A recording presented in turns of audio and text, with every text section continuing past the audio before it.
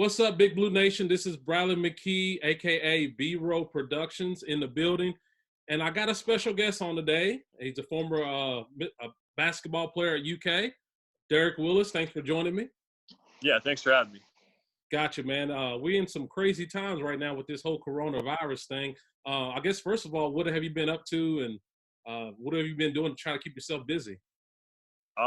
Just working out, doing stuff around the house. I mean, we've cleaned the house so much, but you can only do that so many times. And, I'm thankful to live on a golf course. So, we get to golf pretty much whenever we want. So, it's just what I've been trying to do to stay busy and, all that.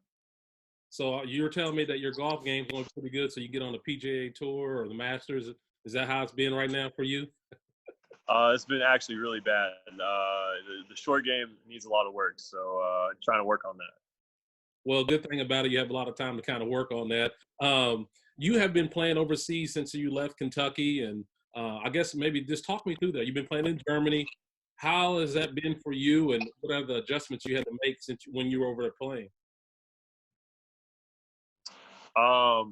It's been a huge adjustment. I did the 1 year in the G League right out of college, and then right after that I went to Germany. And I think through that time, like I was in the process of getting married. Just moving, to Europe, like it's a huge step, and just getting adjusted to that lifestyle was different. But I really liked the process though once I actually was in it, and really have a different respect for the European basketball and really overseas basketball in general.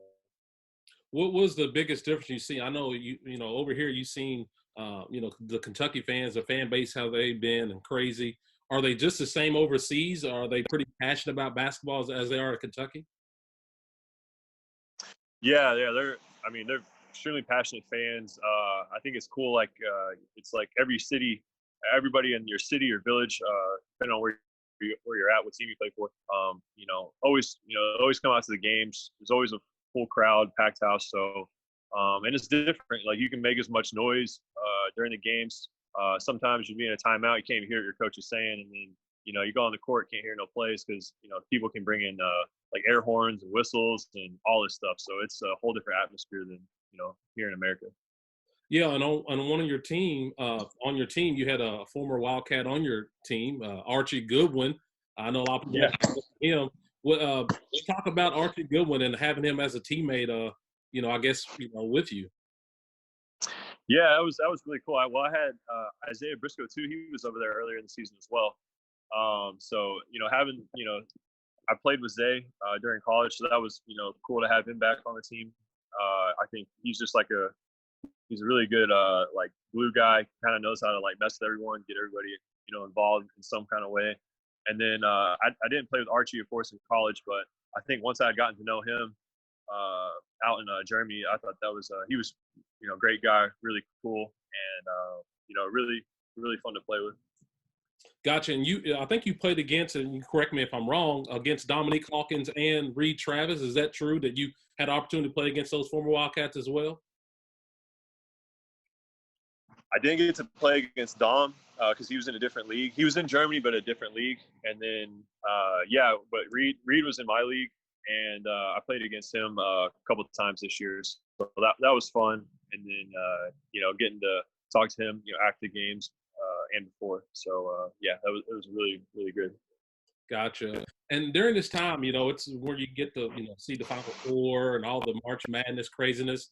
You had the opportunity to play on 3 different teams that actually were really well and, did a lot of damage in the tournament. But first, just talk about the 2014, where Aaron Harrison hit all those crazy shots. Just talk about that whole scenario. You got to watch it up and close. Just talk about how crazy that was. Oh my gosh, that was like best time in the tournament. I mean, he starts I can't remember what game it was exactly. I think it was like Michigan, Wisconsin. Yep, and Louisville. Louisville, of course, yeah. So I mean, just like them huge shots, like it was such like a fun atmosphere. So fun to be a part of. Like our bench was great. We had a lot of funny guys with Brian Long, like Sam, John Hood, Jared Polson, all them guys. So it was great though. You also played on the platoon team, I guess just talk to me about I had Marcus Lee on earlier. He was talking about how the chemistry of you guys all kind of gel, but I mean all the personalities you had on that team. Just talk about the 2015 team and how crazy that ride was. Yeah, it was nuts. I mean, you had Carl, like Cal would go back and say like he was talking to himself, or he would talk to what was it? I think his name was Carlito or something. Oh. So like, yeah, so Carl had like that whole thing going on. Then you had Devin Booker. He was a character. The twins, of course, were probably like two of the funniest dudes I've ever met, played basketball with. Had a lot of respect for Tyler Eulis, the way he played the game. Everybody was just like Marcus said, everybody was a character. And it was just cool, like a cool team being around. Being in the Bahamas, I think, was really what kicked it off for everyone that year, especially. So yeah, it was really fun though. Yeah, I totally forgot about that Carlito thing until you brought it up. And, I don't know if you have or not reached out to Karl Anthony Towns. His mother obviously had the coronavirus. I don't know if you have the opportunity to reach out and talk to him or even send him a text or anything about his update on his mother.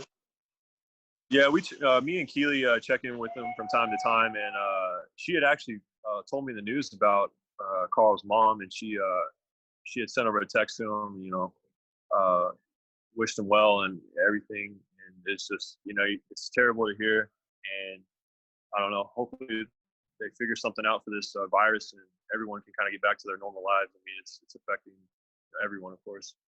Yeah, I mean, and you talked earlier about, the whole process of you getting married and when you were, playing ball in Germany. I guess go back to your senior year at Kentucky. You did the big proposal at your senior night. Just talk me through that. What was the thought process, I guess, going through to be able to say, I'm going to do this at senior night on a day that was kind of, it's supposed to be your day, but ended up being your wife's day. Right.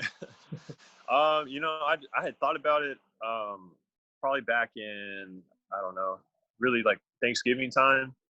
And I don't know, I think it was like one of the things where I felt like it was, it was right. Like it felt good, and just kind of went with that gut feeling. And I was like, why not make it on a special day where I know it's going to be, surrounded by a lot of people who watched my career for 4 years, and I just wanted it to be in front of, I guess, like the UK fan base as well.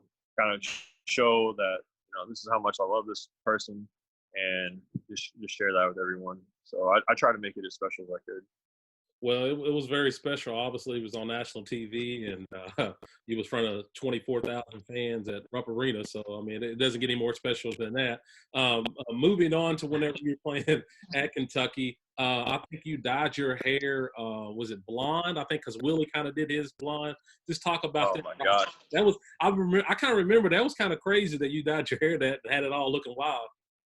Yeah, well, I wanted it to get like a grayish kind of color, and it wasn't gonna work out. Like Keely actually helped me with it. She bleached my hair, and I looked like one of them Dragon Ball Z characters. Like, it was ridiculous, and we couldn't get the color to match. I don't know. I guess I needed like a professional to do it, but it turned out so bad, and I had like this blue green kind of like hair for I don't know however long.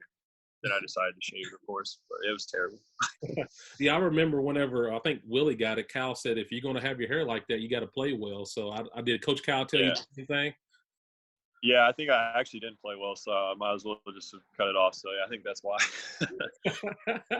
Gotcha. And is there anything that you really miss about playing at Kentucky? I know that it had a special place in your heart. You went there and played. And is there anything that you missed the most, I guess, about playing basketball at Kentucky?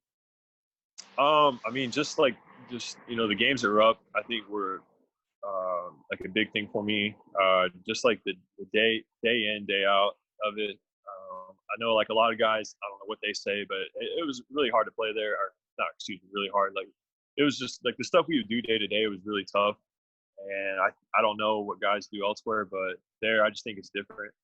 And there was a lot of demand out of you, but I think looking back, I think it's really helped me now with my professional career, and just moving forward. Like, I think I needed that, so I would do it all over again in a heartbeat.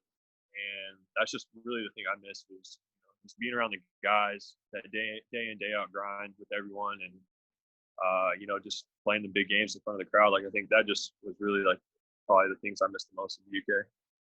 Yeah, I know it's not, that necessarily for everybody, but I think you were kind of built for it and, really wanted to take that challenge. I got to ask you, you've been from Bullitt County, which is close to Louisville. Was there any case that you were ever a Louisville fan? Being so, I know you had to watch a lot of Louisville games, so you got to go ahead and confess it now and tell us if you were ever a Louisville fan or at least had a Louisville jersey. Yeah, I mean, I probably did have a Louisville jersey at some point. I honestly can't remember, but no, I was a big Louisville fan. My whole family was Louisville, and I think once I started getting recruited by U of L and UK, and I think I was committed to Purdue actually at the time, so that kind of I switched it up for me, and I kind of fell out of it, and I don't know, just UK is obviously the best option for me, and that's just what I went with. Felt right. I totally understand that. I'm glad you made that choice to go to UK and not U of L because you were a good basketball player and Kentucky really needed you. Was there a Kentucky player that you grew up kind of watching, or that you really analyzed your game after, or when you were coming up? Did you have a certain player that you really liked to watch and play? Yeah, I liked watching Darius Miller. Also him being from Kentucky, I think that was something that really stuck out to me as well. We were kind of similar, played similar. He could shoot the ball. He could bring it up. He could do it all, really, I thought. And that's definitely someone I would always keep my eye on during the games. So you have to tell me, what have you been up to as far as exercise-wise to keep yourself in shape, during this quarantine time? Is there any special workouts you're doing at the house, or you and your wife kind of doing anything to kind of keep yourself in shape? Yeah, we actually worked out together yesterday, but I'm thankful I have a weight room in the house, so I've just been lifting weights and have a basketball goal outside so you can just shoot around. So just doing that stuff. Might run through different things here and there, but it's just my normal routine I kind of just do now. Gotcha. Yeah, I know. I've been trying to work out. My wife and I have been trying to do some workouts to stay in shape. So during this time, because obviously you're gonna go to the fridge 9,000 times a day. So you got to hey, there's your wife. How you doing? Yeah, there's Keely actually. I look horrible. Before I let you go, I guess what are you and Keely kind of watching as far as Netflix, Hulu's, or anything out there you recommend to the Big Blue Nation to get on board, to be able to watch, to kind of keep yourself sane, I guess, in this quarantine time? Well, I need to finish Ozark, start that new season. But we started watching Sex and the City, actually, believe it or not. So if you got Amazon Prime, I would say give that a watch if you've never seen it. And I know. But yeah, so I've been actually getting really into that. It's surprised me. Yeah, I've been watching a lot of stuff. Saying we go on walks. Oh, you go on walks? Yeah, I go on walks as well. I've been doing a lot of walks. A lot of walks. Yeah, my feet. And remember what we're grateful for. Yes, that is absolutely true. She's got it all. Sounds like she's got it all together for you, Derek, back there. I feel like you're in good hands with your wife back there, because she's kind of making sure you're walking a straight lace there. Yeah, she's definitely keeping me in line, so it helps out. Gotcha. Well, Derek, I want to say thank you, man, for taking a little bit of time. It was good catching up with you. It's always good to see you. I wish you the best. I hope you stay safe and healthy out there. Yeah, thanks, and the same to you. Hopefully family stays healthy and everything, and you don't kill each other during this time. So, yeah.